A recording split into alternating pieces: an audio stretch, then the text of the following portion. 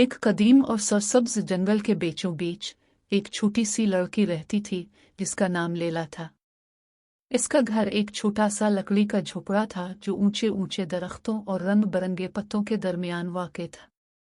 जंगल इसका खेल का मैदान, इसका स्कूल और उसकी पनाहगाह था। दूसरे बच्चों के बरक्स लैला के पास एक मुनफरिद तोहफा था, वो जानवरों से बात कर सकती थी।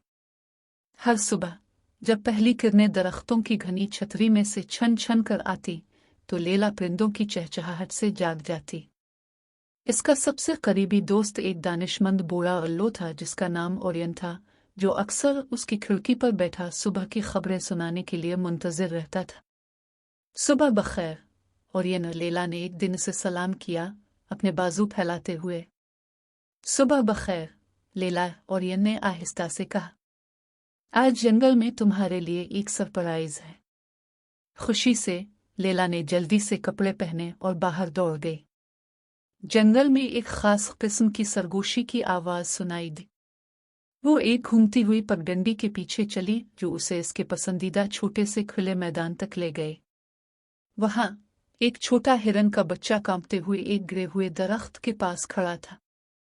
इसकी मां कहीं नजर नहीं आ रही थी। ओ बेचारा, लैला ने आहिस्ता से कहा, आहिस्ता आहिस्ता बच्चे के करीब आते हुए।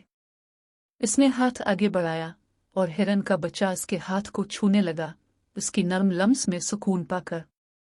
फिक्र ना करो, मैं तुम्हारी माँ को ढूंढने में मदद करूंगी, लैला ने वादा किया। इसने ओरियन की तरफ देखा जो खामोशी से इसका पीछा कर रहा था। क्या तुम्हें पता है कि इसकी माँ कहाँ हो सकती है? ओरियन ने सर हिलाया। इसे दरिया के करीब देखा गया था, वो बेचैनी से तलाश कर रही थी।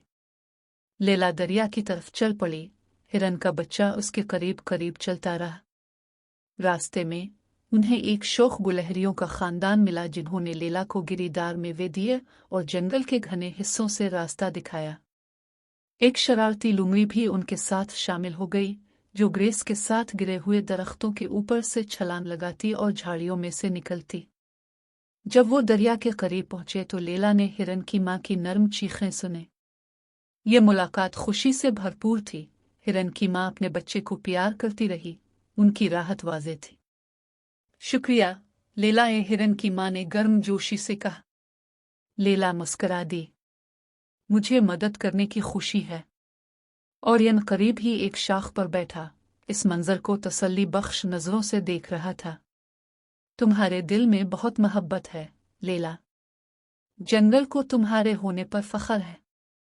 दिन हफ्तों में बदल गए और हफ्ते महीनों में। लैला ने जंगल को दरियाफ्त करना जारी रखा, किसी भी जरूरतमंद मखलूक की मदद की। उसने टूटी हुई पर ठीक की, खोए हुए बच्चों को ढूंढा और यहाँ तक कि एक छोटे रीछ के बच्चे को शहद ढूंढने में मदद की जब वो खुद इस तक पहुंचने के लिए बहुत छोटा था। एक शाम जब सूरज गुरूब हो रहा था और आसमान को नारंगी और गुलाबी रंगों से रंग रहा था, लैला अपने पोर्च पर बैठी थी, अपने जानवरों के दोस्तों से घिरी हुई थी।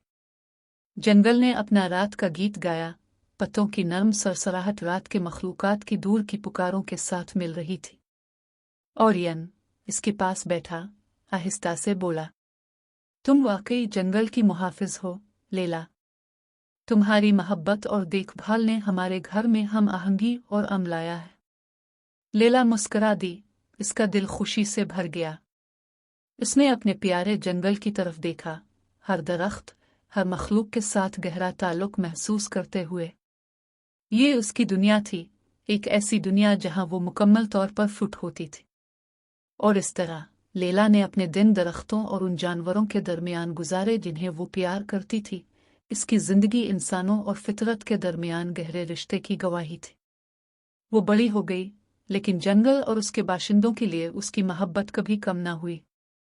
जानवरों को हमेशा मालूम था कि वो लैला पर भरोसा कर सकते हैं, उनकी हमेशा के लिए दोस्त, वो लड़की जो जंगल की जुबान बोलती थी।